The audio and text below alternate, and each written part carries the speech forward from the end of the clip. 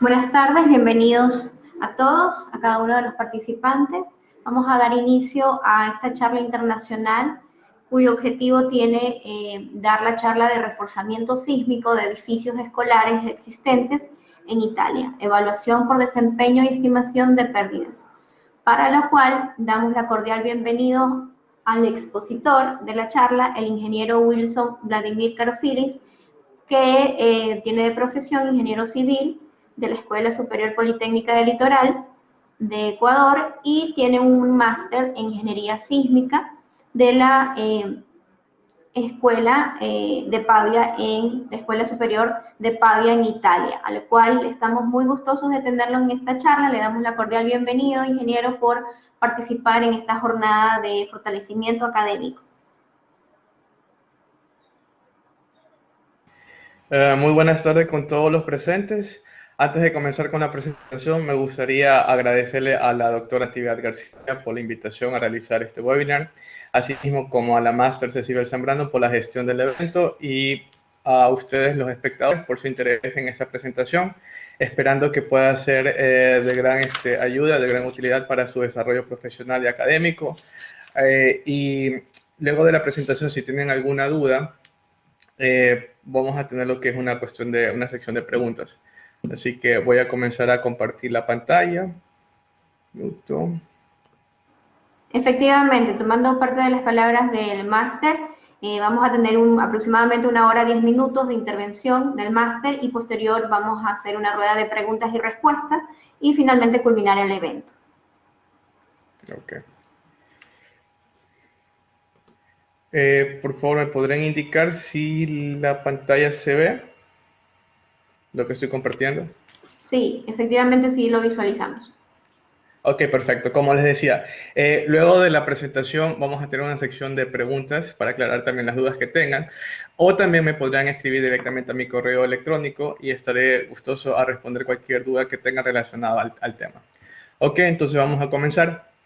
El contenido de esta presentación está dividido en los siguientes puntos. Vamos a dar una pequeña introducción dándoles a conocer en qué consiste el proyecto, vamos a abordar los casos de estudio, vamos a dar la descripción de las técnicas de reforzamiento que se utilizaron, también cómo se valoran estas técnicas de reforzamiento, vamos a llevar a la parte de las conclusiones, luego tenemos la sección de discusión y preguntas, y por último quisiera hablarles sobre otras consideraciones, también otros proyectos en los que he estado trabajando acá en Italia. Muy bien. La introducción, el reforzamiento sísmico de escuelas existentes forma parte del proyecto catalogado como Proyecto Scuole, que se llevó a cabo en Italia. Este proyecto fue llevado a cabo por el European Center for Training and Research in Earthquake Engineering, EUCenter. Esta fundación realizó un mapeo de todas las escuelas existentes en Italia, de la cual se sacaron 49.000 edificios escolares, pero de ellas se determinaron 3 tipologías principales que se pueden considerar como las representantes de las escuelas a lo largo de Italia. Estas tipologías están mayormente constituidas por estructuras de concreto reforzado, mampostería no confinada y por una mezcla entre estructuras compuestas, metálicas y prefabricadas. Pero dentro de esa categoría, la que tiene mayor número es las estructuras de concretos prefabricados. Ahora bien, este proyecto tiene la finalidad de determinar la vulnerabilidad, tuvo la finalidad de determinar la vulnerabilidad sísmica de estas estructuras de edificios escolares. Quiero recalcar que yo no participé en la selección de estos proyectos, sino que este fue un proyecto desarrollado por etapas. Entonces yo participé en la etapa posterior en la cual ya se buscaba proponer unas técnicas de reforzamiento para mejorar la respuesta sísmica de estas edificaciones y reducir el riesgo sísmico de las mismas. Entonces, una clave fundamental de este proyecto es que se asume que estas edificaciones, que estas 3 tipologías van a ser las representativas de todas las escuelas en Italia y que se puede asumir que su ubicación pueden estar ubicadas en cualquier parte de Italia. Entonces, lo que se hizo fue buscar definir un lugar para luego obtener la amenaza sísmica. Entonces se buscó el lugar de Cassino, que es un lugar de sismicidad mediana alta. ¿Por qué este lugar? Bueno, porque justo una de las escuelas que son representativas se encuentra ubicada en este sector. Antes de comenzar describiendo lo que es el edificio, me gustaría hacer un paréntesis acá para describir lo que es la evaluación por desempeños, el Performance Assessment también. Eso acá se centra en las guías proporcionadas por el Federal Emergency Management Agency, o FEMA, en la cual uno indica niveles de desempeño establecidos para una cierta demanda sísmica. Podemos decir que la ingeniería sísmica es relativamente nueva, o sea, se comenzó a desarrollar a partir de la década de los 60, entonces desde ese entonces hasta ahora se ha venido mejorando lo que es la cuestión del diseño sismo resistente, pero también se ha venido mejorando cómo determinar, cómo estimar lo que es la demanda sísmica. Entonces, generalmente los códigos están basados por un diseño de resistencia, en el cual como tienen como objetivo establecido es que la estructura se diseñe para un nivel que garantice la seguridad de vida de los ocupantes, sin importar el nivel de daño o sin considerar otros niveles de desempeño. Pero también existen códigos en los que ya se realizan algunas mejoras, entonces se pueden adicionar elementos como arrastramientos para mejorar el comportamiento o incrementar la capacidad de soporte de esa estructura, o incluso se han optado por lo que es la utilización de sistemas de protección sísmica en las cuales uno garantiza de que la estructura tenga un mejor desempeño ante sismos de diferentes intensidades. Entonces, generalmente lo que se hace, propone el FEMA y los otros códigos, es que presentan diferentes niveles de desempeño para una edificación.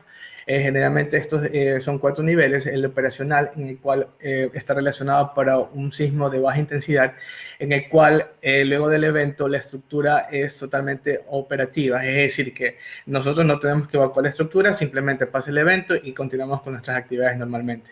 Luego tenemos un nivel de que es ocupación inmediata. El nivel de intensidad del terremoto es un poco más fuerte, ¿verdad? Entonces, por seguridad, evacuamos la estructura, pero una vez que el evento ha sucedido, podemos reocupar inmediatamente la estructura sin ningún inconveniente. Luego tenemos el nivel de seguridad de vida, que es el más común, el que se utiliza en diseño, en el cual está relacionado con un evento de mayor magnitud. Nuestra estructura va a sufrir daño, pero nos va a garantizar que nosotros podamos evacuar la estructura, ¿verdad?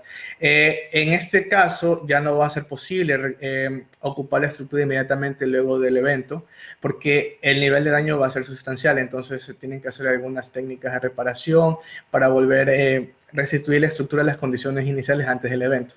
Y por último, el nivel de prevención de colapso, en el cual tenemos un terremoto de una magnitud mucho mayor.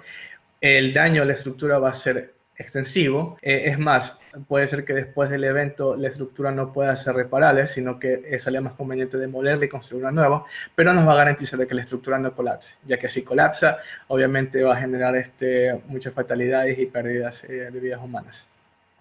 Entonces, lo que se hace en un diseño de desempeño es evaluar estos estados límites, pero también el FEMA propone lo que son una serie de instrucciones, como un recetario, en el cual te dice que tú también tienes que evaluar diferentes intensidades de sismo. Y prácticamente este diseño o esta evaluación está constituido por una serie de 6 pasos, los podemos ver acá, en el cual uno tiene que tener una información detallada del edificio o de lo que vaya a evaluar, ¿verdad?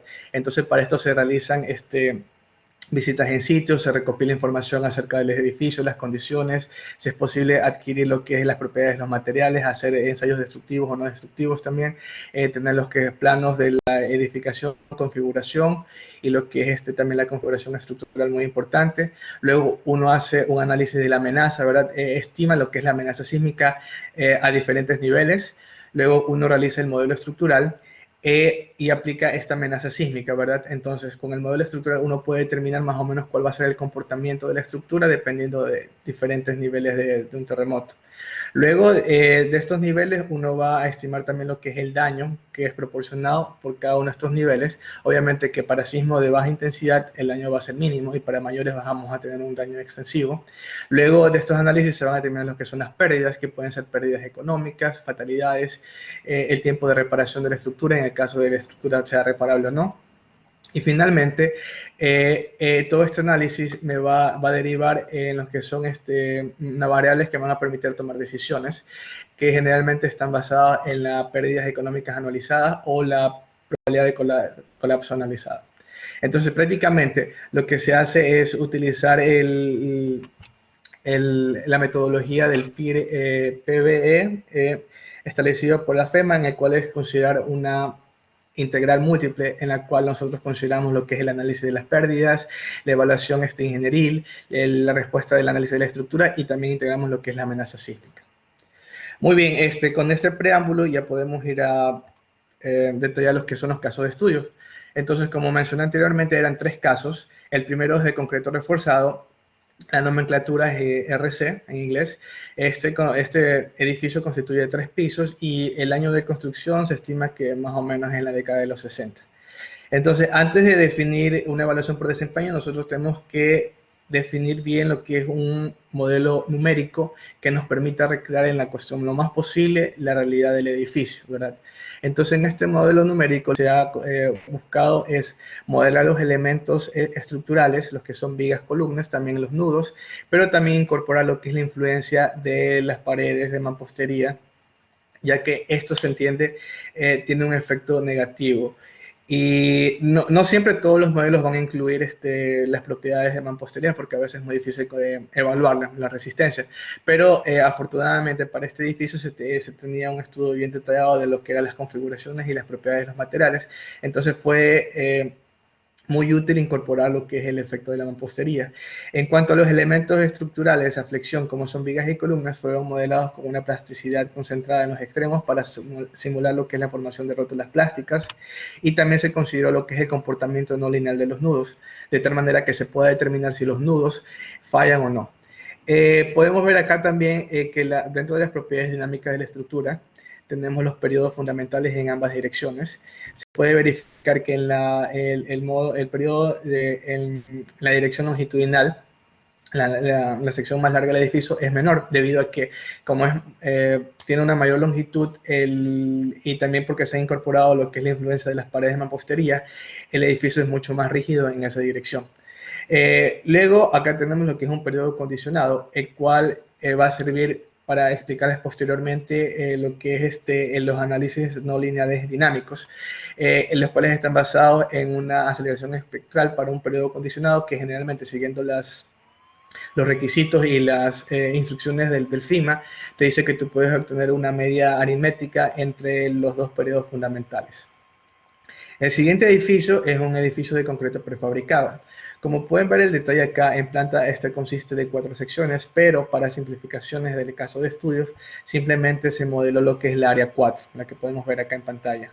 La nomenclatura de esta tipología es PC, consiste de 2 pisos. El año de construcción más o menos se estima de la década de los 80.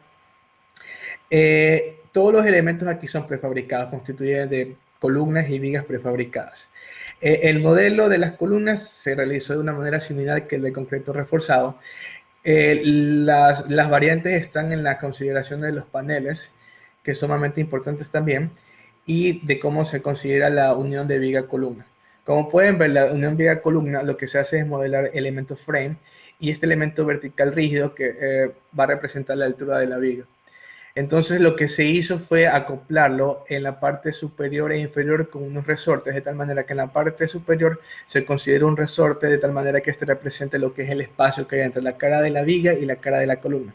De tal manera que cuando la estructura se esté aplazando y alcance un nivel de intensidad máxima, de tal manera de que se pueda recrear lo que es el de la viga con la cara de la columna.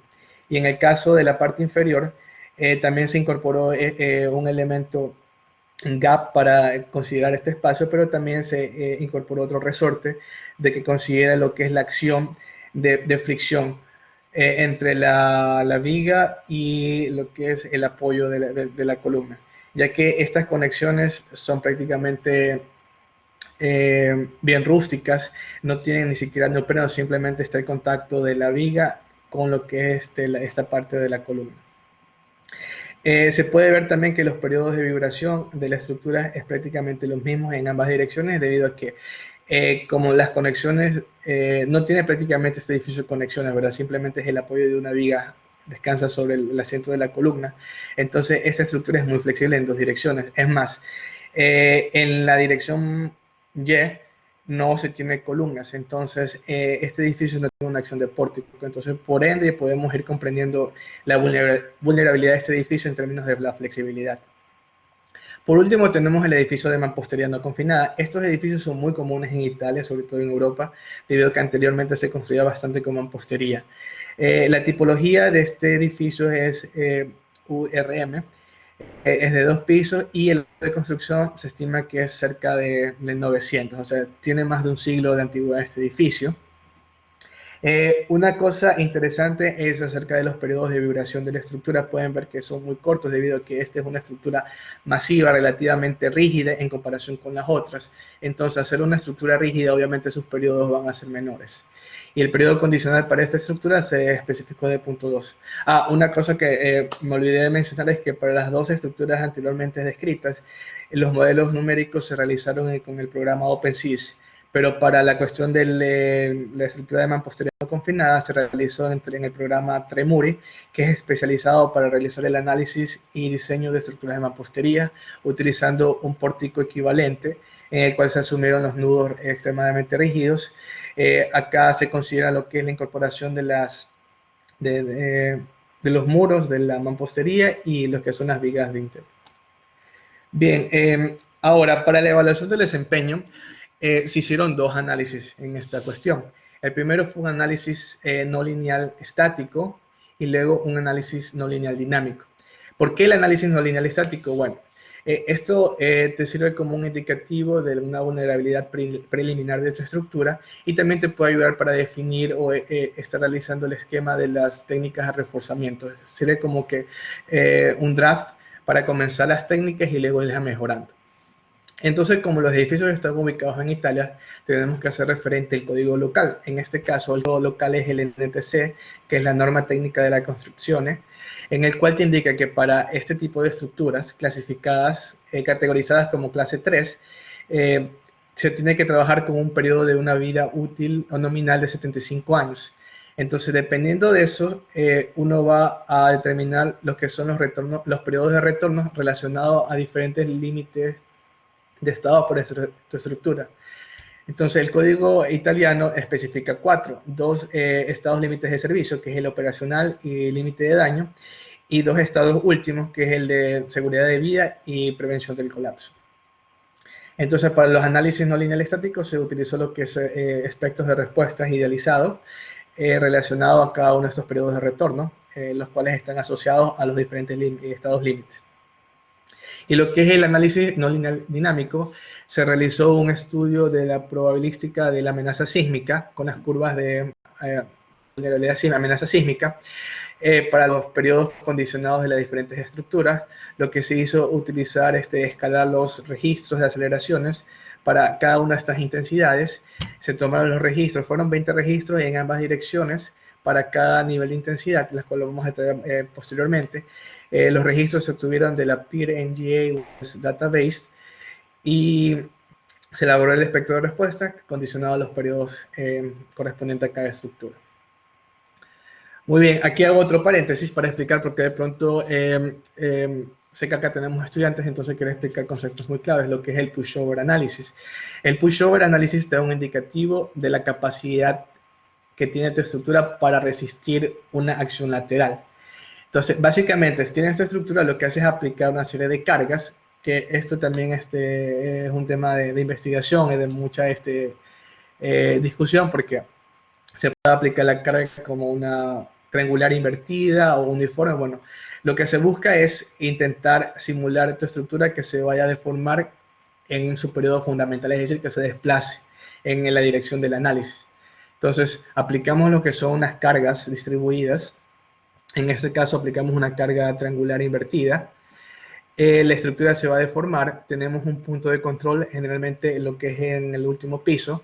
Este se va a desplazar. A medida que nosotros aplicamos la carga, ojo, la carga se debe aplicar hasta llevar la estructura a la falla. Entonces, a medida que esta carga va aumentando, se van generando los que son reacciones en la base, ¿verdad? Entonces, esto de aquí es el cortante basal. Para graficar el pushover, la curva de capacidad, lo que hacemos es graficar la suma de todas estas reacciones, el cortante basal, para el desplazamiento de ese punto de control.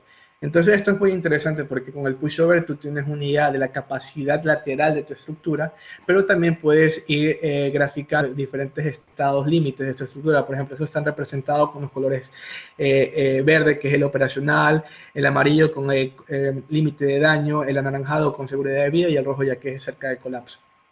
Pero también podemos ir viendo los diferentes modos de falla o la secuencia de falla de tus elementos estructurales. Es decir, cuando tus vigas o columnas comienzan a fluir, o de pronto si tienes alguna falla corte o falla que te interesaría investigar.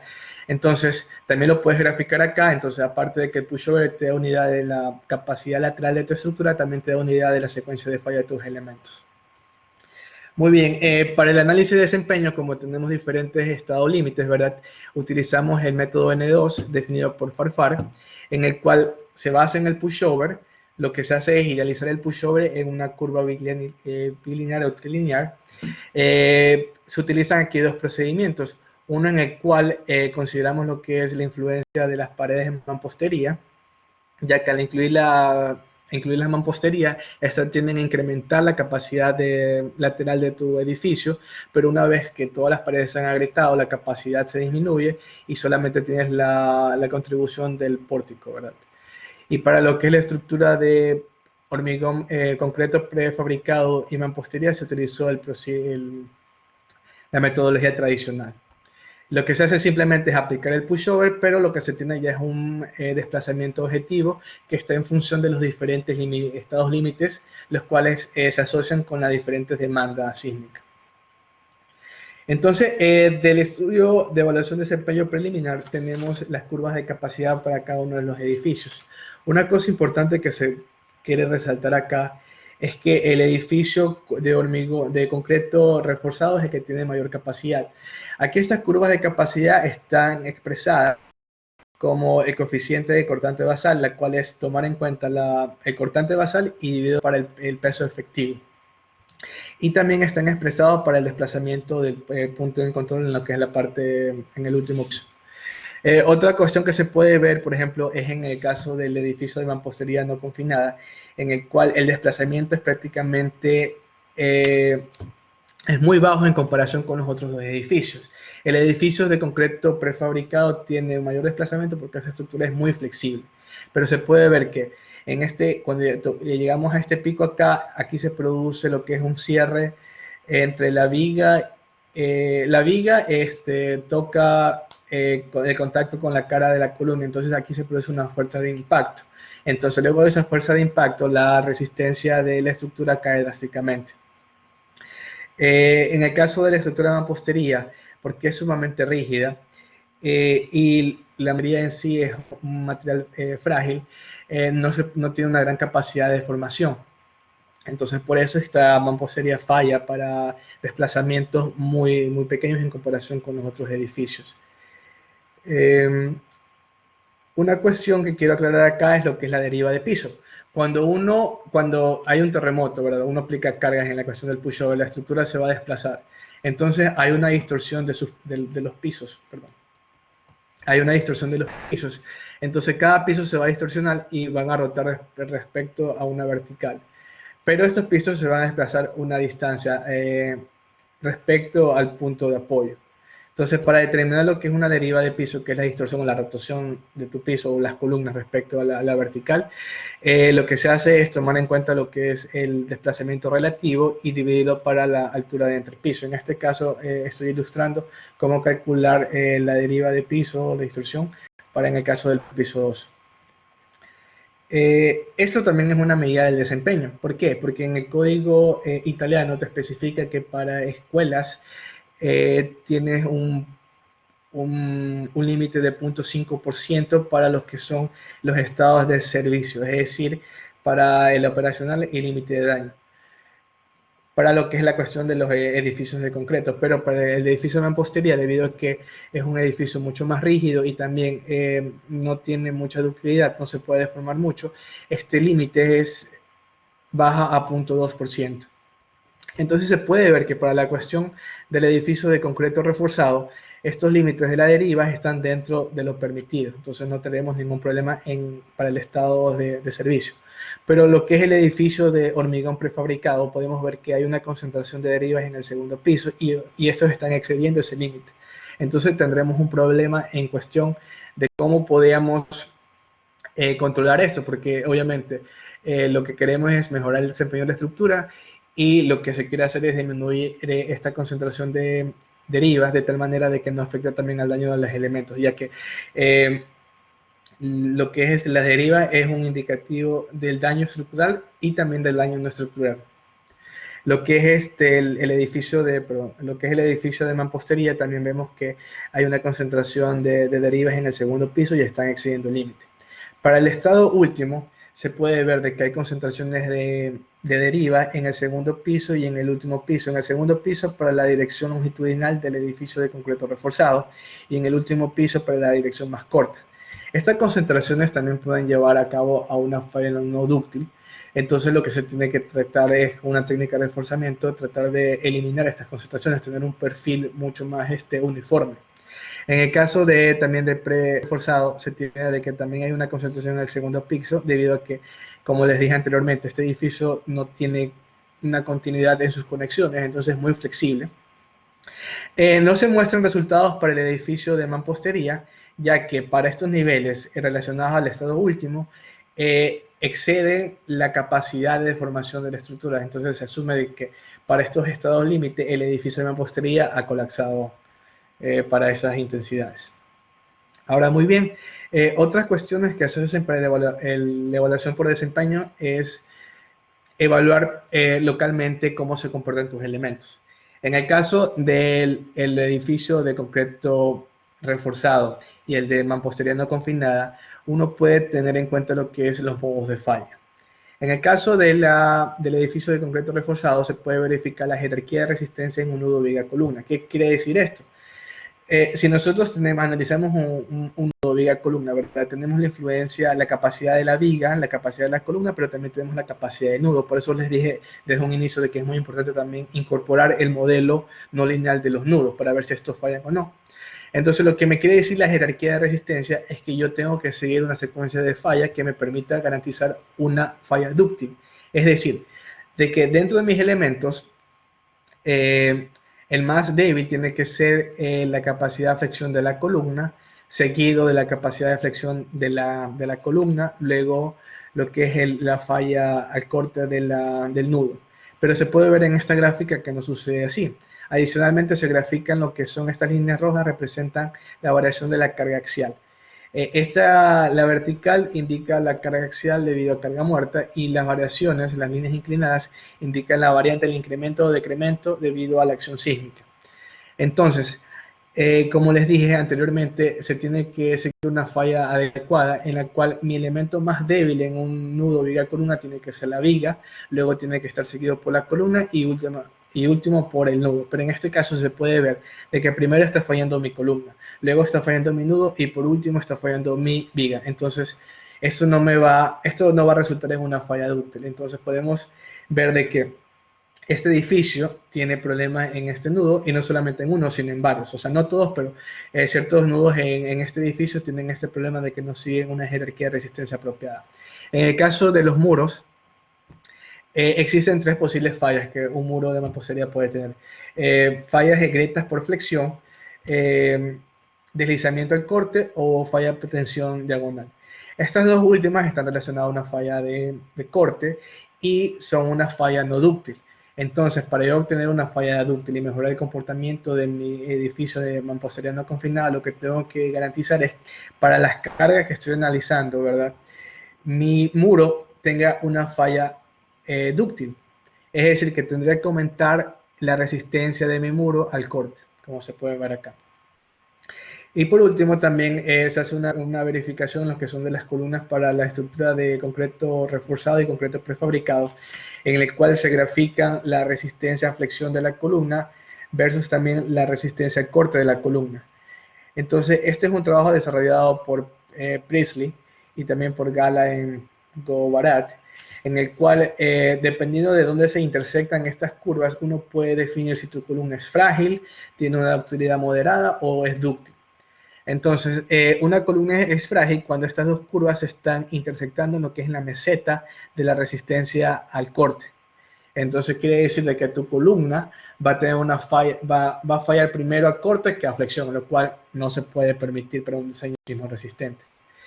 Una falla de una columna con una ductilidad moderada es cuando estas dos curvas se intersectan entre estas dos mesetas, entre estos dos límites. Es decir, de que tu columna se va a deformar antes, va a desarrollar un poco lo que es la resistencia a la flexión, se va a deformar, pero la falla al corte va a llegar igual. O sea, vas a tener un poco de ductilidad, pero vas a tener la falla de corte primero que la falla de flexión. Y por último tenemos lo que es una columna dúctil en cual estas dos curvas no se van a tocar para nada, como en el caso de acá. Es decir, de que por más carga que le apliques a la columna, primero vas a tener una falla a flexión.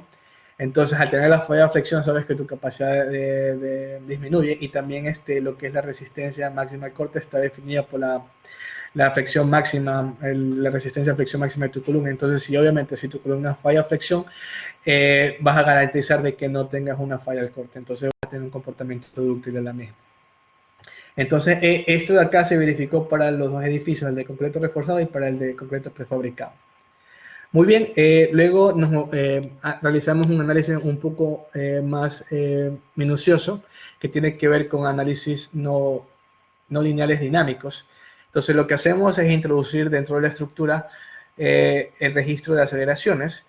La estructura se ve excitada debido a esta fuerza, a esta acción. Entonces, cada uno de los pisos van a tener también un comportamiento dinámico. Van a generarse lo que son desplazamientos, derivas, velocidades y aceleraciones. Entonces, para cada piso nosotros tenemos que determinar cuál es la deriva máxima, la aceleración de piso máxima y la velocidad de pica máxima de piso también. Entonces, para graficarlo, simplemente lo que hacemos es coger la máxima de cada una de ellas y luego, como nosotros para cada intensidad tenemos 20 registros, le vamos a sacar el promedio entre estas intensidades. Entonces, estos son parámetros de demanda porque condicionan lo que es el desempeño de tu estructura y de los elementos no estructurales. Entonces, a mayor magnitud de estos parámetros de demanda, mayor va a ser el daño presentado en tus elementos estructurales y también al contenido de tu edificio. Entonces, se pueden graficar lo que son estos parámetros de demanda, como ya les he explicado. Lo que se hizo acá para el análisis no lineal dinámico fue un multi-stripe análisis, en el cual se seleccionaron 20 registros en ambas direcciones para estos 11 periodos de retorno. Pueden ver que comenzamos con un periodo de retorno de 30 años, en el cual indica una sismicidad muy baja, y llegamos hasta un periodo de retorno de casi 10.000 años, en la cual ya se puede imaginar la intensidad de un terremoto de esa magnitud. Una cosa importante que se puede ver acá es que para el edificio de concreto reforzado, lo que es la dirección longitudinal, la más larga, ¿verdad?, tiene menores derivas debido a que es mucho más rígido, pero cuanto a las aceleraciones de piso, esa dirección presenta mayores aceleraciones, ya que si una estructura es más rígida, las aceleraciones de piso van a ser mayor. Entonces, aquí quiero hacer otro paréntesis, porque en la estructura nosotros generalmente nos centramos en el daño estructural, ¿verdad? Si un edificio se deforma mucho, va a tener derivas, entonces esto va a estar relacionado al daño a las columnas, vigas y nudos. Pero también tenemos lo que son contenido dentro del edificio, tenemos lo que son sistemas de tuberías, de agua sanitaria, eléctricas, tenemos el contenido, tenemos silos rasos u otros elementos no estructurales, las cuales van a reaccionar también a las acciones de piso cuando hay un movimiento dinámico. Entonces, dependiendo de la magnitud del terremoto, estos elementos van a tener también un desempeño sísmico. Y lo que se hace generalmente es que no se diseñan estos elementos. Entonces, cuando hay un terremoto, así sea de muy baja intensidad, como estos elementos no estructurales no han sido diseñados apropiadamente para resistir estas fuerzas, los que van a sufrir daño y vamos a tener pérdida de este contenido. Entonces, estos elementos generalmente se pueden clasificar en varios tipos. Pueden ser sensibles a las aceleraciones de piso, a las derivas de piso, a velocidades o ambas, a las que es derivas de piso y aceleraciones. En el caso de la estructura de hormigón prefabricado, como los periodos de vibración eran prácticamente iguales en ambas direcciones, se ven que hay iguales derivas de piso y aceleraciones de piso en ambas direcciones. Y para lo que es la estructura de mampostería, se puede ver de que las derivas, obviamente, como es una estructura rígida, presenta menor derivas, pero también presenta lo que son mayores aceleraciones de piso.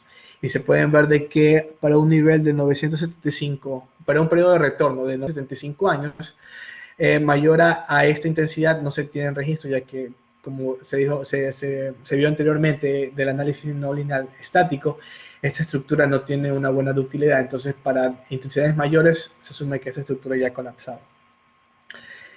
Bueno, entonces, ¿para qué me sirve hacer este análisis por desempeño? Esta es una cuestión muy importante, ya que del análisis no lineal dinámico yo puedo determinar mis curvas de fragilidad. ¿Qué es la curva de fragilidad? La curva de fragilidad lo que me da un indicativo de la probabilidad de colapso.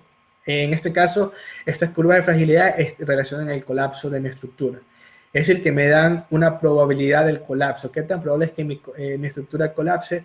Dependiendo de la intensidad a la que yo voy a analizar. En este caso, las intensidades están en función de los periodos de retorno. Y esto corresponden a la selección de registros condicionado a cada uno de los periodos de las estructuras, como ya hemos detallado anteriormente. Entonces, lo que se obtienen aquí es estos puntos que indican el colapso. Lo que se busca luego es hacer un fitting de estos puntos, ajustar los datos de tal manera de que estos puntos se han ajustado a una distribución cumulativa log normal. Acá tenemos lo que es el criterio de colapso de la estructura. Entonces, para las estructuras de concreto reforzado y prefabricado, se asumió que cuando las estructuras para cualquier nivel de intensidad alcancen una deriva de piso mayor al 5%, se va a asumir de que la estructura ha colapsado. A esto se lo conoce como un colapso condicionado, ya que no es que en verdad esta estructura ha colapsado, pero a tal nivel de deriva se asume de que esa estructura presenta un daño considerable, que es mucho más conveniente demoler la estructura que hacer cualquier intervención. Algo más importante de estas curvas de fragilidad es que la mediana, el punto medio, que me indica la probabilidad, 50% de probabilidad de que colapse o no colapse, me sirve para calcular lo que es la relación de margen de colapso. Esta relación de margen de colapso es un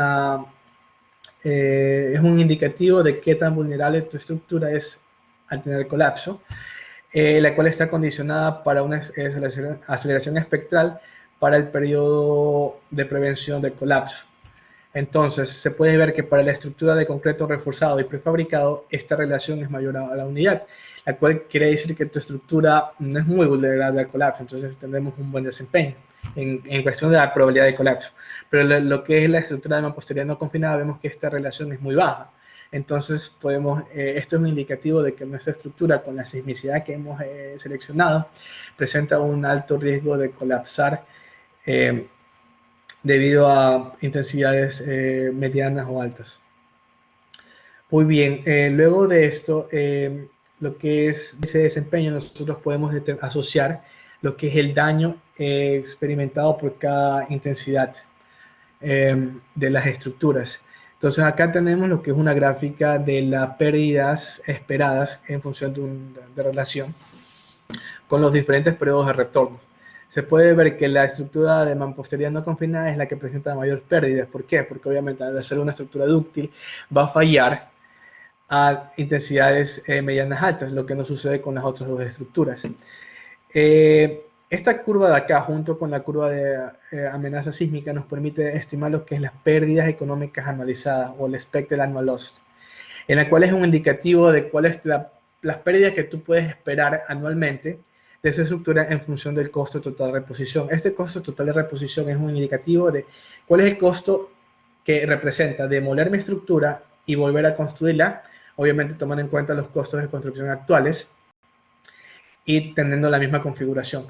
Estos costos fueron estimados luego del terremoto del Áquila del 2012, en el cual se asume de que más o menos un costo de reposición total de la estructura está cerca de los 2.000 euros por metro cuadrado. Otro indicativo del desempeño de la estructura es la probabilidad, la frecuencia de la probabilidad de colapso anualizada de la estructura. Se pueden ver en un estudio realizado por Dolsen. Él estimó de que para que una estructura no tenga ese riesgo de colapso, este valor tiene que estar dentro de estos dos límites. Y se pueden ver que ninguno de los edificios se encuentra dentro de estos límites. Entonces, este es otro indicativo de la vulnerabilidad de colapso de la estructura. No solamente de lo que es la relación de colapso que vimos anteriormente de las curvas de fragilidad, pero también la frecuencia de colapso analizada. Respecto a las pérdidas económicas analizadas, se pueden ver que para cada tipología de estructura, estos valores están más o menos en relación a los valores determinados por otros estudios.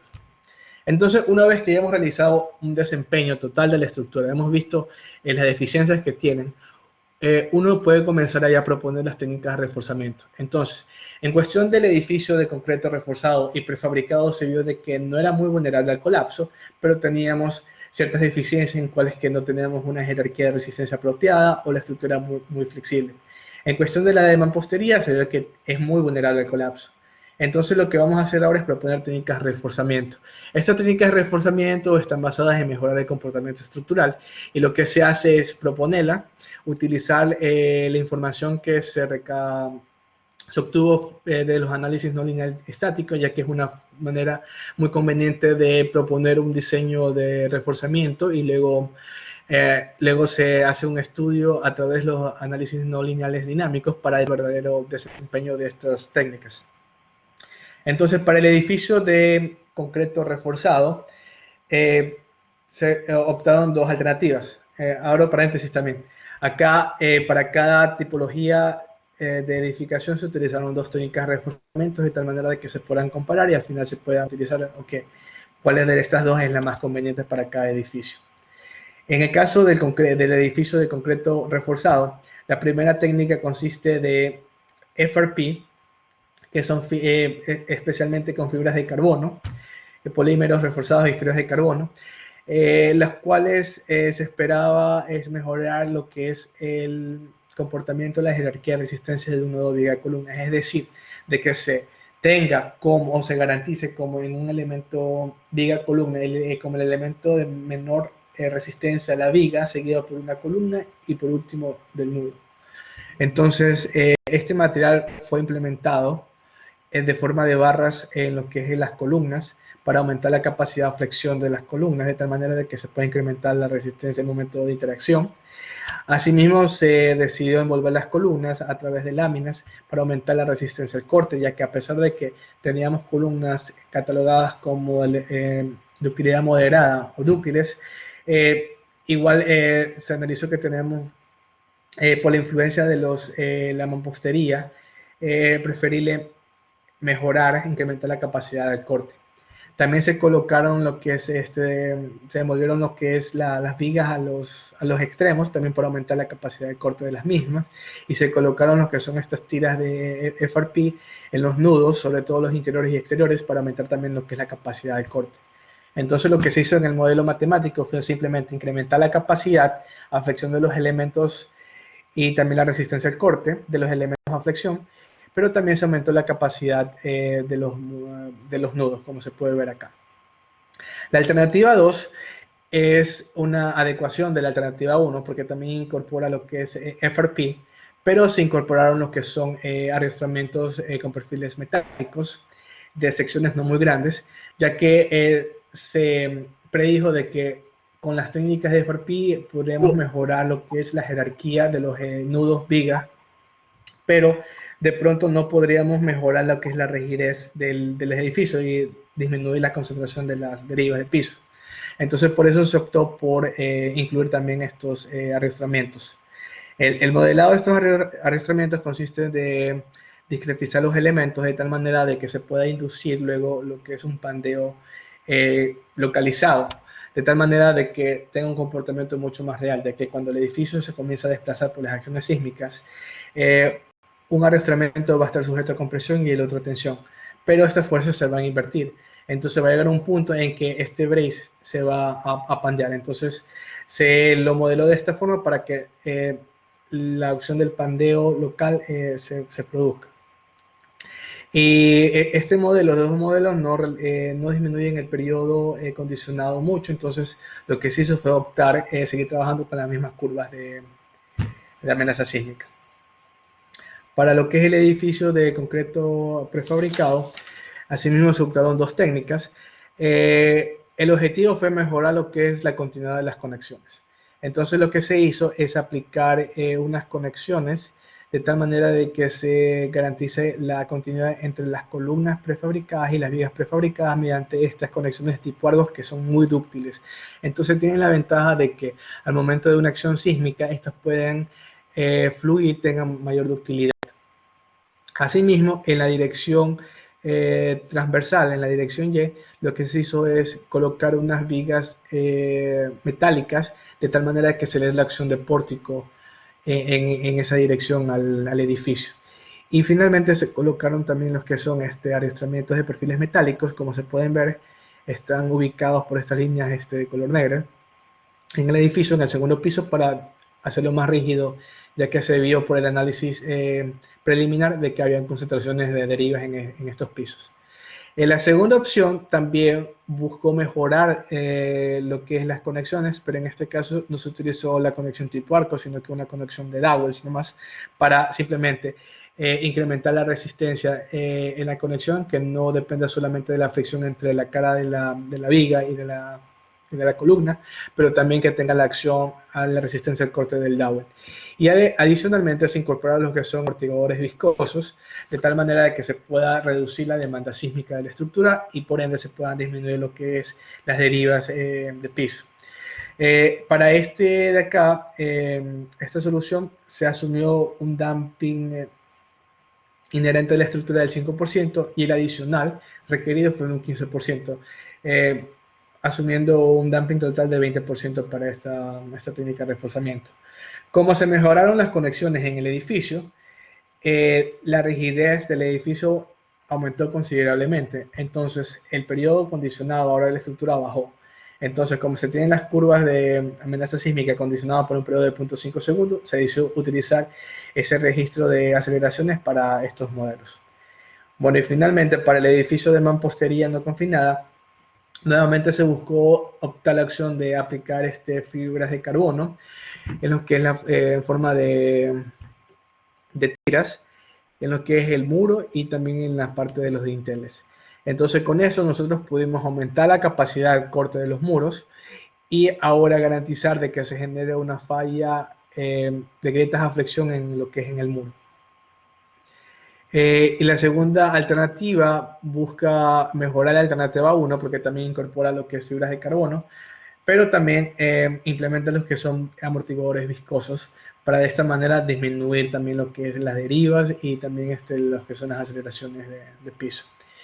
Y las curvas con las que los registros de aceleraciones con los que se realizaron los análisis no lineales dinámicos de estos modelos siguieron utilizando las curvas condicionadas a un periodo de 0.2 segundos. Muy bien, entonces una vez que ya se tiene establecido las técnicas de reforzamiento, lo que se hace es nuevamente realizar un análisis por desempeño preliminar. Primero determinamos las curvas de capacidad con los pushovers. Se pueden ver de que todas las técnicas han aumentado considerablemente la capacidad, la resistencia lateral de los edificios. En el caso del concreto reforzado podemos ver que la técnica 1, que implementa solamente fibras de carbono, aumenta ligeramente la capacidad del edificio. Y esto se debe a que, como estamos considerando la mampostería tiene un efecto adverso y no permite de que el edificio reforzado con fibras de carbono pueda incrementar mucho más la capacidad, porque se genera una concentración de fuerzas debido a la mampostería. Y además que no todos los nudos hubo necesidad de reforzarlos, sino unos que cuantos. En el caso de la alternativa 2, que incorpora los que son los arrastramientos de perfiles metálicos, se puede ver que hay un incremento considerable de la resistencia y también lo que es aumento de la rigidez dada por la pendiente inicial de la curva. En lo que es el edificio de concreto prefabricado, el simple hecho de mejorar las conexiones y darle una continuidad y la acción de pórtico en la dirección Y aumenta considerablemente, sustancialmente la capacidad de resistencia lateral de la edificación. Y en el caso de la estructura de mampostería no confinada, se puede ver de que la alternativa con FRP aumenta considerablemente la capacidad de deformación, ya que se está garantizando ahora que haya una falla de grietas a flexión. Y acá no se puede ver la alternativa 1, pero en realidad la alternativa 1 y la alternativa 2 están, una está una sobre la otra. ¿Por qué? Porque la alternativa 2 también considera lo que es fibras de carbono, pero se adicionan los amortiguadores viscosos. Entonces, una de las propiedades de los amortiguadores viscosos es que no influyen en lo que es la curva de pushover, en la resistencia lateral. El efecto de los amortiguadores se ve ya realizando un análisis no lineal dinámico. Bueno, luego en la cuestión de los estados límites, en función de las derivas, podemos ver de que para el edificio de concreto reforzado, bueno, esto ya lo hemos visto anteriormente, que las derivas cumplen lo que es el límite en cuanto a la serviciabilidad. Para el edificio de concreto prefabricado, asimismo, pudimos reducir las derivas. Ahora, las técnicas de reforzamiento nos permitieron reducir las derivas de tal manera que se cumpla el límite. Y para lo que es el edificio de mampostería también. Entonces, por esta parte, podemos decir que las técnicas han servido para mejorar lo que es la serviciabilidad de los elementos en función de lo que es un control de derivas para el estado de serviciabilidad. Para los estados últimos, en el caso del edificio de concreto reforzado, se ve que la técnica con FRP logra reducir ligeramente la concentración de deriva, pero la que logra una reducción considerable es la técnica que implementa los arrastramientos con perfiles metálicos en ambas direcciones y para los dos estados límites últimos. En cuestión del edificio de concreto prefabricado, ambas técnicas logran reducir considerablemente las concentraciones de derivas, como se pueden ver. Quiero aclarar algo acá, es que, como les dije, la contribución de los amortiguadores viscosos puede ser determinada con análisis no lineales dinámicos, pero para facilidad y para comparación acá, lo que se hizo en los análisis no lineales estáticos fue disminuir el espectro de demanda para la cantidad de damping requerido por los amortiguadores, de tal manera que se podría comparar. No es algo que me diga que se podría realizar, pero en cuestiones de simplificación y para métodos de comparación en este análisis se lo realizó. Pero como les repito, la forma en la que se puede determinar el correcto desempeño de un amortiguador viscoso es a través de análisis dinámicos, no lineales dinámicos. El mismo criterio se aplicó para lo que es la estructura de mampostería. Se puede ver que hay reducciones de las derivas. Una cuestión importante es que la técnica con amortiguadores me logra reducir también la demanda, entonces yo puedo alcanzar los estados últimos, lo cual no sucede con la alternativa de FRP, ya que yo no tengo resultados por los estados últimos, sobre todo para la dirección más corta, que era la que requirió también mayor damping. Del análisis no lineal dinámico, se detienen las curvas de los diferentes parámetros de demandas. Se puede determinar que para las estructuras que rigidizan los modelos, se tiene una reducción en lo que es las derivas máximas de piso, pero se tiene un aumento en lo que es en las aceleraciones de piso, como es el caso para el edificio de concreto reforzado. Las técnicas de solo fibras de carbono aumentan la ductilidad, entonces podemos alcanzar mayores niveles de intensidad de un terremoto, pero las propiedades prácticamente de derivas y aceleraciones máximas tienden a ser iguales a las de la configuración original. Pero la alternativa que incorpora arrastramientos de perfiles metálicos tiende a aumentar obviamente las derivas, tiende a aumentar lo que es las aceleraciones de piso. En cuestión al edificio de concreto prefabricado, se puede ver de que al aumentar la rigidez de las conexiones, se reducen considerablemente lo que es las derivas de piso, pero mayor reducción se obtienen con la alternativa basada en amortiguadores viscosos, como se puede ver acá, la alternativa 2. En el caso de las aceleraciones, asimismo, yo obtengo una reducción considerable con la alternativa que me incorpora los amortiguadores viscosos. Y en cuestión del modelo con mampostería no confinada, asimismo, la alternativa que me incorpora fibras de carbono me aumenta la ductilidad, puedo alcanzar mayores niveles de intensidad de un terremoto, pero la alternativa que también se complementa con amortiguadores viscosos es la que reduce considerablemente lo que son las derivas de piso y las aceleraciones. Muy bien, entonces, ¿cómo se traduce esto en cuestiones de las curvas de fragilidad? Es que se pueden ver de que para mejorar el comportamiento, estas curvas tienen que estar desplazadas hacia la derecha. Es decir, de que para una misma intensidad, la probabilidad de colapso va a ser mucho menor. Aquí algo muy importante que quiero aclarar es que para la estructura de concreto reforzado, como se aumentó la rigidez debido a la mejora de las conexiones, se utilizaron otros registros de aceleraciones condicionados a un periodo de 0.5, que es diferente al de un segundo realizado para la configuración original. Entonces, por eso no se grafican estas curvas de fragilidad junto con la original, ya que hay que tener consistencia. Si tú estás realizando un estudio basado en registros para un periodo condicionado, se tienen que graficar las curvas dependiendo del periodo en el cual estás condicionado. Tienen que ser iguales, no se pueden graficar curvas de diferentes periodos condicionados. También podemos ver que la relación de margen de colapso mejoró considerablemente para todos los edificios, especialmente para lo que es de concreto reforzado y concreto prefabricado. Aunque, como ya lo había explicado anteriormente, estos edificios no tenían mucha vulnerabilidad de colapso, pero tenían deficiencias estructurales localizadas. En el caso de la estructura de mampostería no confinada, la alternativa 1 mejora considerablemente la relación del margen de colapso, pero igual esta relación no llega a ser mayor a 1. Entonces se puede decir que aunque la mejora, igual no me da un nivel de seguridad en contra del colapso. Y lo que es la alternativa 2, esta sí es mayor a 1, puede decir de que el efecto de los amortiguadores viscosos me ayuda considerablemente a reducir la demanda sísmica. En lo que es la evaluación de pérdidas económicas y la probabilidad de colapso analizada, se puede ver de que todas las alternativas logran mejorar estos dos parámetros.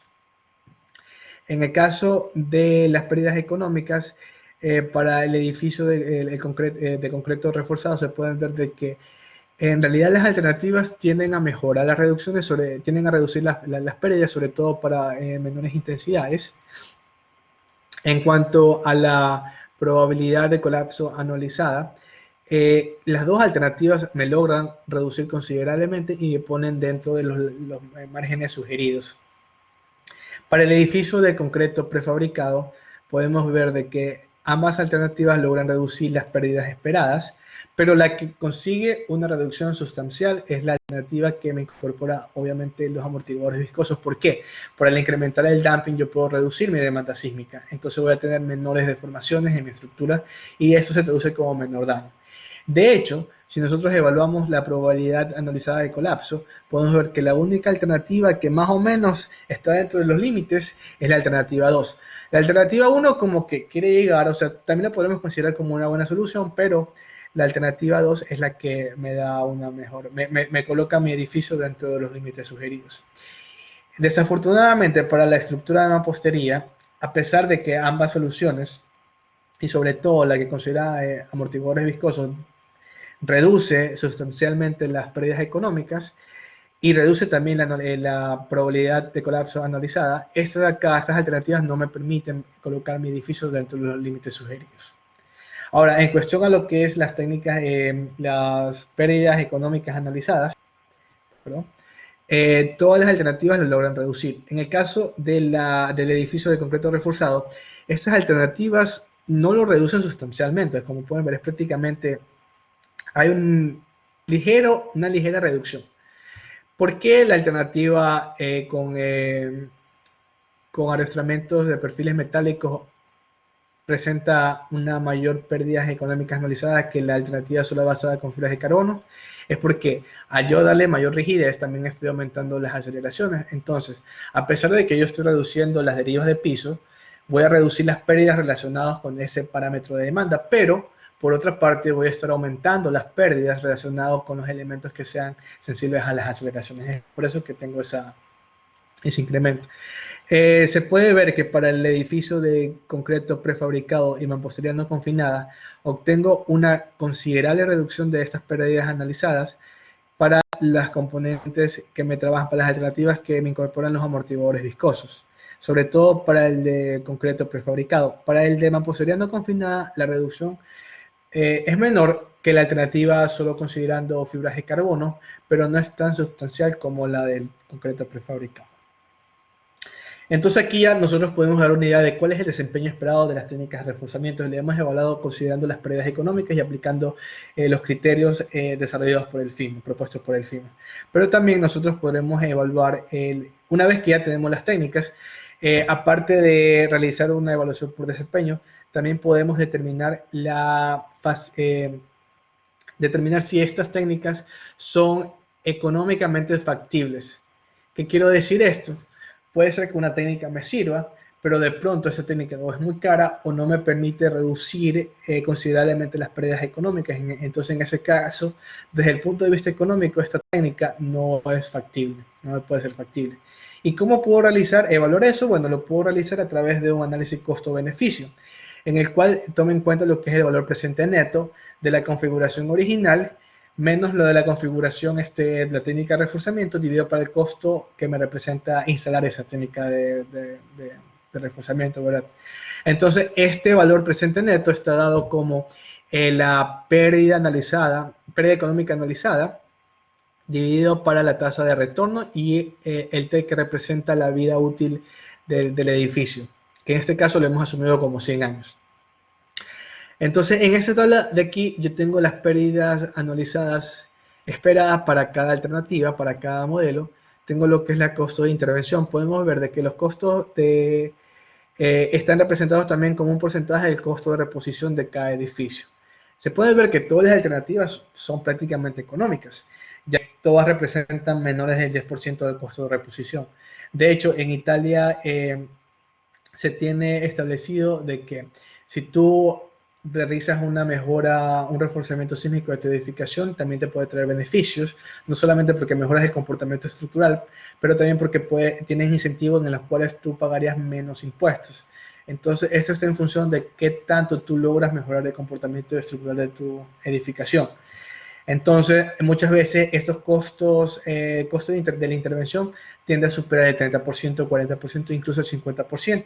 Pero ellos se los permiten porque saben que a mayor costo voy a tener mayor seguridad, mi técnica va a ser mucho mejor, obviamente, de pronto utilizo mejores técnicas, pero también voy a tener lo que es reducción en los impuestos. Bueno, volviendo al tema del análisis costo-beneficio, ¿cómo determino el beneficio de mi técnica de reforzamiento? Fácil. Lo que hago es simplemente determinar cuál es el número de años en el cual yo puedo recuperar la inversión inicial, es decir, el dinero que yo gasté en adecuar mi estructura. Entonces, esto es en función del número de años en los que yo puedo recuperar. Se dice que una técnica de reforzamiento es económicamente factible si yo logro recuperar esa inversión dentro de la vida útil del edificio. Entonces, acá hemos realizado el análisis y lo hemos hecho para todas las alternativas, para todas las tres tipologías, y hemos utilizado diferentes tasas de retorno. 0% considerando que no hay tasa de retorno, que se mantiene, 1% y considerando el 4%. Entonces, para el caso del edificio de concreto reforzado, se puede ver que ninguna de las técnicas son económicamente factibles. ¿Por qué? Como ya se lo visualizó anteriormente, a pesar de que estas técnicas mejoran el comportamiento, a pesar de que el edificio prácticamente no tiene riesgo de colapso, ¿verdad? Estas técnicas no logran reducir sustancialmente las pérdidas económicas esperadas de la edificación. Entonces, ese es un factor clave. Al no tener una reducción sustancial, esta técnica prácticamente no me es económicamente factible. Para el edificio de concreto prefabricado, se puede determinar que solamente la alternativa que incorpora amortiguadores viscosos, siempre y cuando considere una tasa de retorno del 0%, del 1%, me es económicamente factible para implementarla en este edificio. Y para lo que es el edificio de mampostería compinada, se determinó de que solo la alternativa constituyente de fibras de carbono para una tasa de retorno del 0% y del 1% me constituye es económicamente factible. La técnica de amortiguadores no, ¿por qué? Porque es un poco más, de hecho es la más cara de todas las técnicas. Entonces, a pesar de que esta reduce considerablemente las pérdidas esperadas, debido al valor, me la hace no atractiva para este edificio. Ok, entonces eso me lleva a la parte de las conclusiones. Entonces se determinó de que la efectividad de utilizar fibras de carbono para aumentar la capacidad lateral de un edificio puede estar limitada por la acción concentrada de la mampostería transmitida del marco circundante o del pórtico circundante. Entonces hay que tener en cuenta esta consideración cuando se vaya a trabajar con un edificio de las mismas características. El comportamiento estructural de un edificio de concreto prefabricado se puede mejorar considerablemente proporcionando una mejor continuidad en las conexiones viga-columna y proporcionando una acción de pórtico, como ya se pudo ver. El simple hecho de adicionar estos dowels o las conexiones tipo arco me aumentaban considerablemente la continuidad de las conexiones y provee la acción de pórtico en la otra dirección, aumentaba sustancialmente la capacidad lateral de resistir que mi edificio tenga para resistir una acción lateral. La adición de arrastramientos de aceros puede lograr una distribución uniforme de la rigidez y por lo tanto mitigar las concentraciones derivadas del piso, ya que me está proveyendo una rigidez adicional, entonces yo puedo contrarrestar la flexibilidad de mi edificio. Aunque las alternativas de reforzamiento para el edificio de mampostería no confinada mejoraron el mecanismo de falla de los muros, ya que pude conseguir de que se produzca una falla de grietas a flexión, no pudieron reducir la probabilidad media anual de colapso al límite sugerido. En un análisis de costo-beneficio, la tasa de retorno y la reducción de las pérdidas económicas esperadas, anualizadas, influyen significativamente en el desempeño general de una alternativa de reforzamiento, como ya lo vimos anteriormente. Si yo quiero una técnica de reforzamiento que sea conveniente desde el punto de vista económico, tengo que asegurarme, obviamente, la tasa de retorno tengo que ser lo más preciso posible para estimar el valor, pero también tengo que reducir considerablemente las pérdidas económicas anualizadas.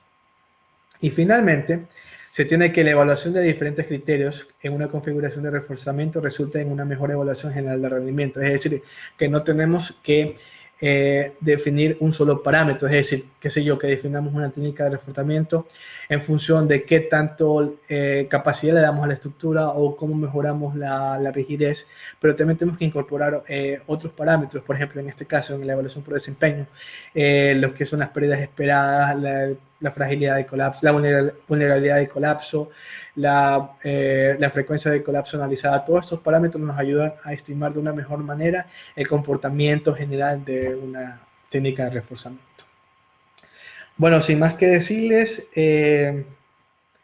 entra parte de preguntas. No sé si alguien tenga alguna duda, inquietud que quisiera aclararlas. Igual tengo el correo, me podrán escribir relacionando a una inquietud en torno a este tema.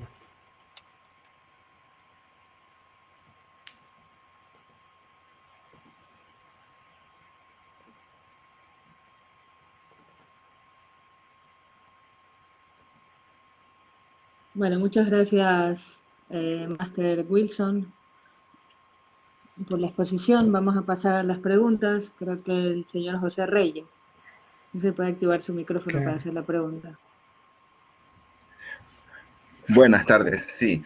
Una consulta. En cuestión de costos del ingeniero, o sea, del análisis del reforzamiento, me imagino que también así mismo por metro cuadrado, ¿qué costo tendría un análisis de reforzamiento para una estructura que haya sido afectada por un sismo?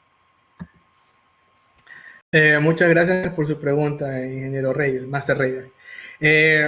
De hecho, eso va a depender, no se puede estimar a medida cierta, ya que si le doy un estimativo sería algo muy, o lo estaría sobredimensionando o no lo estaría dando correctamente, ya que la técnica de reforzamiento, el costo dependería de la cantidad de materiales que yo voy a utilizar y esto depende del nivel de desempeño que yo quiero garantizar. Por ejemplo, en el caso de la estructura de concreto reforzado, se tuvo en cuenta de que no todos los nudos seguían una falla debida. Entonces, en algunos nudos era necesario o reforzar simplemente la columna o reforzar los nudos o ambos. Entonces, esto va a depender de la técnica en la que se utiliza. O sea, es algo bien puntual para cada caso de estudio. Pero en el caso de una estructura afectada por sismo, lo primero que se tendrá que hacer es evaluar el daño de la estructura y ver si la reparación es factible o no, ya que si tenemos simplemente grietas a flexión, es una reparación que se puede hacer, pero si ya tendríamos lo que es una falla al corte o un daño extensivo de un elemento estructural, entonces la técnica de reforzamiento sería mucho más costoso o en unos casos sería mucho más fácil de demoler la estructura que reforzarla. Entonces, sería relativo de la estructura de la que uno va a analizar y también relativo del costo de daño. Así que definir un valor por metro cuadrado no creo que pueda ser muy útil.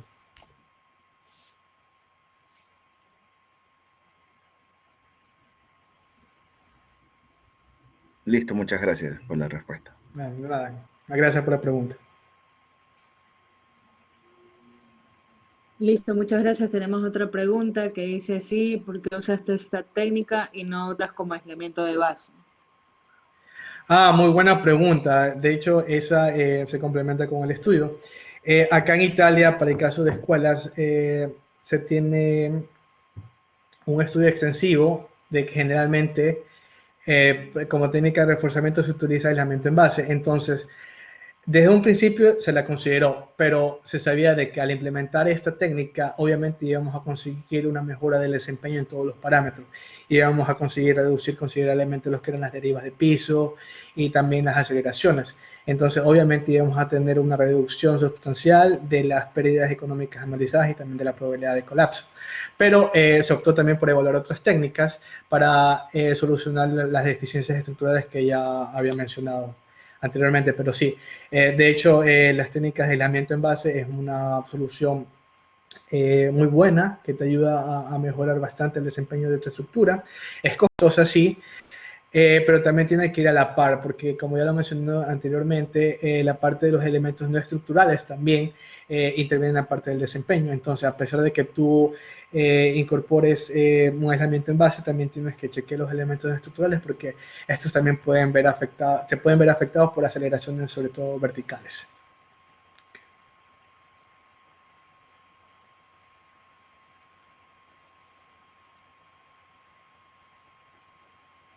Perfecto, muchas gracias por la respuesta. También tenemos otra pregunta que dice, ¿cómo se podría reaplicar el mismo estudio al contexto de Ecuador?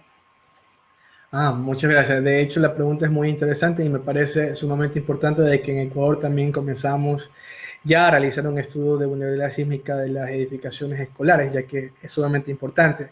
Después de un evento como el de abril de 2016, algunas de estas escuelas sufrieron daño y puedo decirle que por experiencia propia, en Manta una unidad educativa colapsó y la otra, una porción tuvo daño, pero se decidió demoler totalmente la edificación y volver a reconstruir. Entonces lo que quiero decir es que sí, en Ecuador tenemos la vulnerabilidad y la forma en la cómo se podrá replicar el estudio es comenzar a hacer con un censo, llenar una información, una base de datos en la cual se logre cuantificar toda la información posible de las estructuras a lo largo de Ecuador.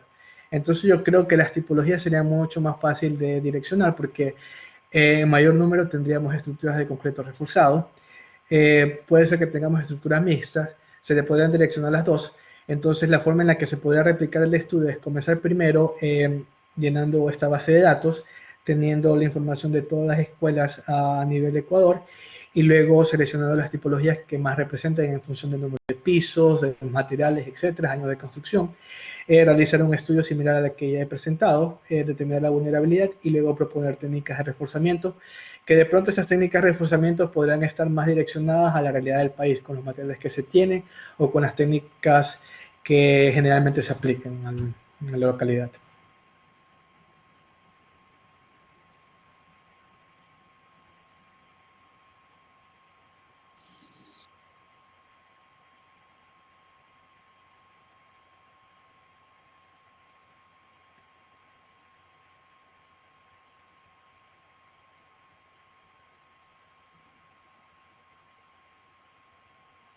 Me parece que tenemos otra pregunta también. Sí, tenemos una pregunta de Marcos Enrique que dice, una de las técnicas usadas fueron los diagonales en X, pero esta tiene una falla de pandeo, la cual es frágil. ¿Por qué las usaron? Mejor no hubiera sido, por ejemplo, usar pórticos excéntricos, la cual tiene una falla dúctil. Le agradezco su pregunta, Marco. Sí, de hecho, las diagonales están conectadas en el centro, entonces lo que uno hace es reducir la longitud del pandeo de las mismas, pero en el modelo estructural igual se consideró de que estas se puedan pandear fuera del plano. Y es verdad, a pesar de que pórticos excéntricos tienen una mayor utilidad, se decidió igual trabajar con estas diagonales, ya que en sí la técnica se busca es aumentar un poco la rigidez, no más aumentar la capacidad de la estructura. Entonces con esta técnica se le encontró factible, se tuvo un buen desempeño. En el caso de que no hubiéramos adquirido un buen desempeño, de pronto hubiéramos también evaluado lo que es los pórticos excéntricos, pero después de los análisis preliminares se vio de que podríamos obtener una reducción de las derivas de piso con esta técnica, entonces se decidió continuar con esta de acá. De otra forma hubiéramos igual considerado los que son pórticos excéntricos.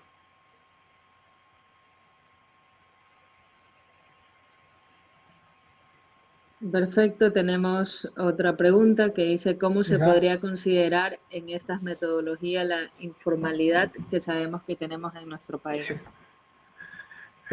Muchas gracias por la pregunta, ingeniero Ponce. La verdad que es un tema muy delicado esta cuestión. La informalidad, sí. Bueno, en la cuestión de la informalidad se tiene que ver reflejado en el modelo estructural. Entonces, obviamente, al tener informalidad de la construcción, se tiene que ser lo más riguroso, lo más conservador posible en el modelo estructural, de tal manera de que se considera que no se tiene un detallamiento adecuado, pero también de que de pronto las configuraciones del edificio no sean más adecuadas. En ese caso, me parece ser que para las escuelas en las grandes ciudades no pase, pero puede suceder en zonas rurales donde de pronto las comunidades tienden, los padres de familias tienden a hacer eventos para recaudar fondos y ellos mismos construyen las edificaciones de la escuela. Entonces, en este caso es algo informal. En ese caso, se debería considerar ser lo más riguroso posible en cuanto a las deficiencias estructurales que se pueden presentar, como la presencia de columna corta, falta de detallamiento en los nudos, en los elementos a flexión, así como falta también de un reforzamiento transversal adecuado.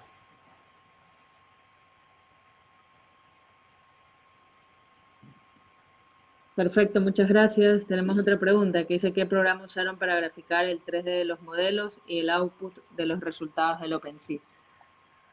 Sí, para graficar los 3D de los modelos, los que fueron desarrollados en OpenSea, se utilizó MATLAB. Simplemente se codificó de tal manera de que se obtuvieran lo que son el archivo general de la configuración de los modelos, así como también de los modos de vibración.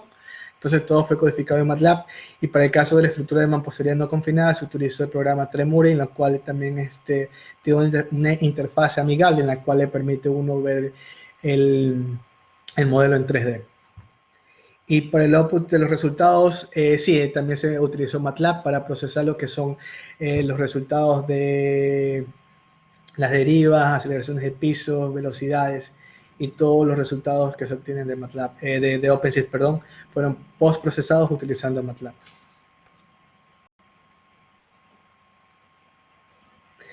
El programa Tremuri me parece que sí, tiene dos versiones, una de que es de investigación y otra para estudiantes. No estoy 100% seguro si es una licencia libre, pero al menos se dan un periodo de prueba de unos meses, me parece.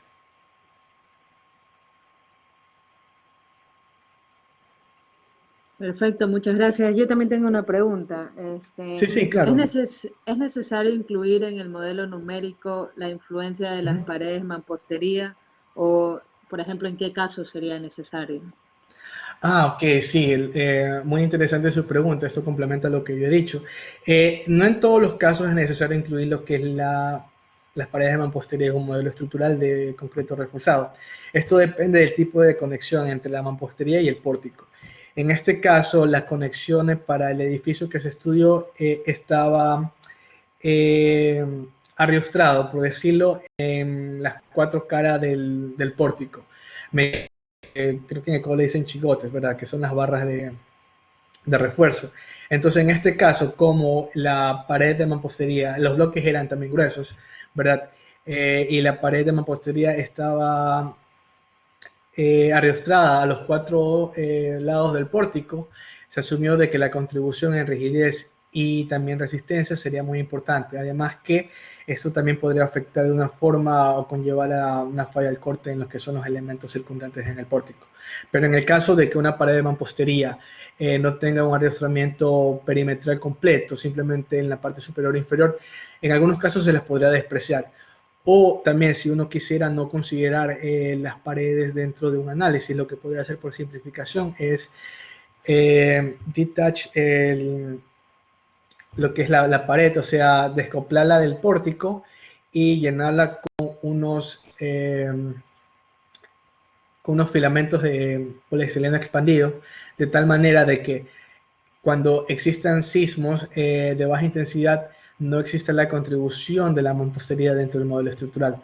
Pero ya a medida de que tengamos sismos de mayor intensidad, este gap se vaya cerrando, entonces ahí la incorporación de la acción de la mampostería dentro del modelo ya comenzaría a hacerse notoria, pero para los que son de baja intensidad no se tendría.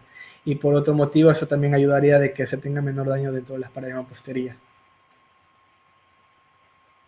Perfecto, muchas gracias por la respuesta. Tenemos otra pregunta. Bueno, dice muy buena presentación. Una consulta tocando el tema de escuelas de Ecuador. Existen patologías como columna corta en muchas de estas edificaciones acá en el país. ¿Cuál sería la técnica recomendada para corregirlas? Y si se encontró esas patologías en el estudio presentado y si se consideró el desacople de la mampostería del pórtico para utilizar el reforzamiento con fibra o corregir esta patología. Y otra pregunta es si se consideró la interacción suelo-estructura. Muchas gracias por su aporte, ingeniero Carofilis. En cuestión del edificio, no, en este caso no se tenía problema de la columna corta.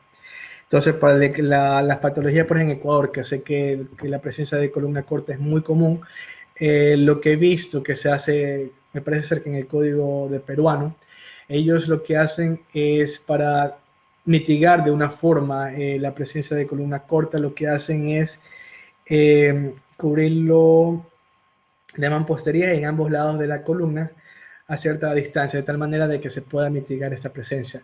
Otra forma, lo que se podría hacer es lo que expliqué, también se puede descoplar los muros del pórtico, de tal manera de que esta acción no sea, no conlleva a una falla, una prematura falla frágil. En el caso del reforzamiento con fibra, sí.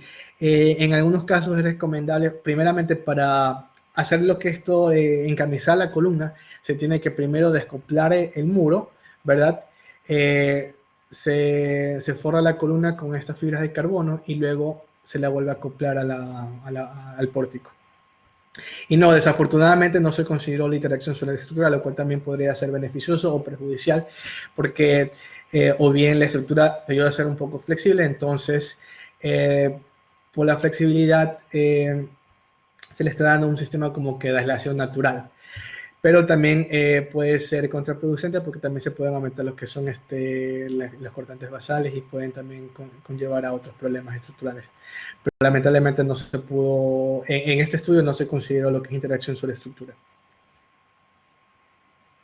Listo, muchas gracias. Tenemos las dos últimas preguntas. La primera es de Marcos Enrique, que dice si para el prefabricado, cómo eran las conexiones para el prefabricado, eran con neopreno y cómo se modeló esta interacción.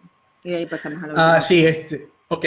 Sí, muchas gracias por su pregunta, Marcos Enrique. Para la cuestión del prefabricado, no, las conexiones lamentablemente, eran bien básicas. Simplemente era la viga apoyada sobre el apoyo de la columna. Entonces, la conexión prácticamente se puede decir que estaba funcionando solo a la fricción entre estos dos elementos de concreto. Tampoco hubo neopreno, porque el neopreno de una manera le ayuda a aumentar la resistencia también de fricción y también el comportamiento.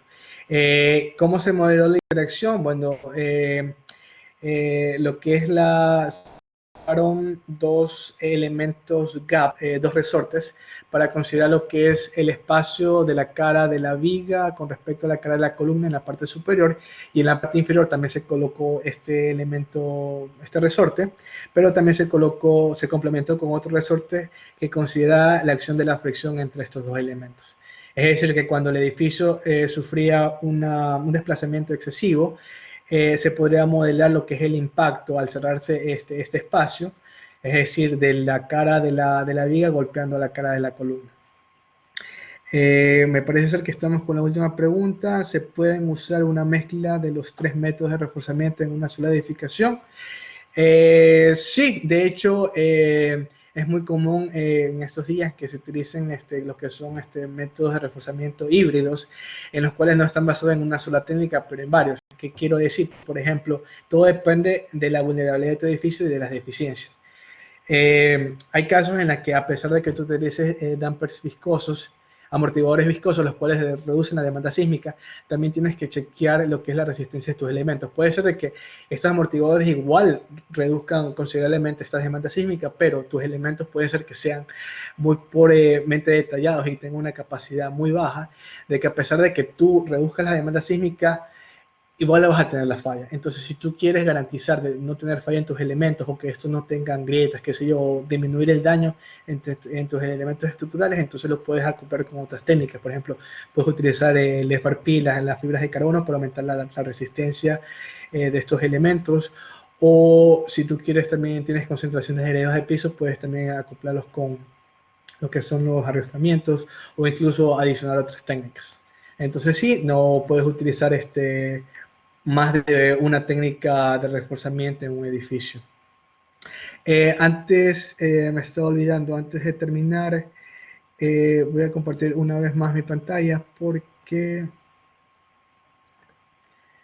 quería darles a conocer las otras consideraciones, que esto puede encaminarse para también otro webinar, otra charla, que es el Multi-Criteria Decision Making, que es la toma de decisiones basadas en criterios de múltiples para seleccionar la técnica de reforzamiento más idónea, que también es una parte de investigación en la que he colaborado. Entonces acá la quiero pedir su ayuda, porque me gustaría saber cuál es la percepción que tienen los ecuatorianos, ingenieros, estudiantes, personas que estén trabajando en este ámbito, sobre las técnicas de reforzamiento. Entonces, me parece ser que la doctora Natividad les ha compartido un link para que llenen esta encuesta. No les va a tomar más de 3 minutos. Entonces, lo que se le pide es simplemente evaluar a experiencia propia, a opinión personal, cómo ustedes evaluarían estos criterios. Son 10 parámetros en los cuales piden que consideran estos aspectos económicos, técnicos, sociales, ambientales también. Entonces me gustaría recopilar la información. Si es posible, también compartan esta encuesta para obtener mayores respuestas. Y bueno, espero en otra oportunidad poder presentarles estos resultados. Y nada, les agradezco mucho por su interés, espero que haya sido muy productivo. Y ya les dije, si tienen alguna duda o pregunta, me pueden contactar vía email. Muchísimas gracias. Definitivamente gracias a usted, Máster Wilson Carofilis, por tan importante aporte como especialista geosísmico e investigador de la Escuela de Estudios Superiores de Pavia, Italia. Esperamos que no sea la primera vez que no tengamos un evento de este tipo. Le queremos agradecer de parte de la Escuela de Ingeniería Civil y de la Facultad de Ingeniería de la Universidad de Espíritu Santo por haber compartido sus conocimientos y sus investigaciones, que creo que es de mucha ayuda para la formación de nuestros futuros ingenieros civiles. Muchísimas gracias, Máster Zambrano. De nada, Máster. De pronto, no sé si podría, no sé, Natividad, facilitar la dirección electrónica del máster, por si tienen alguna pregunta los participantes en lo posterior, ¿verdad? Sería muy bueno claro, que comparta su dirección electrónica. Sí, claro, encantado, perfecto. Gracias, doctora García. Bien, entonces vamos a dar por culminado este evento. Me parece que fue un gran evento que nos aportó mucho en la línea de conocimiento estructural y sísmica.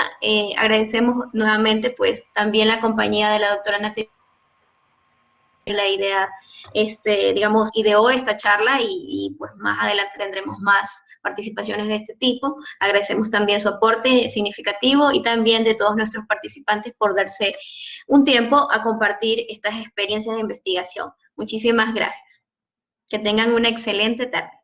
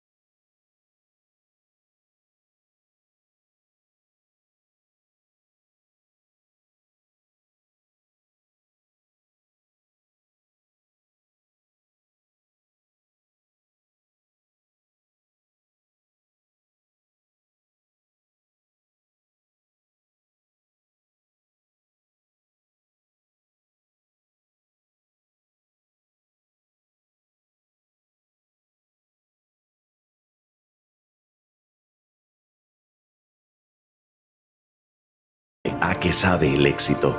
Tiene sabor de noches enteras sin dormir, el sabor del esfuerzo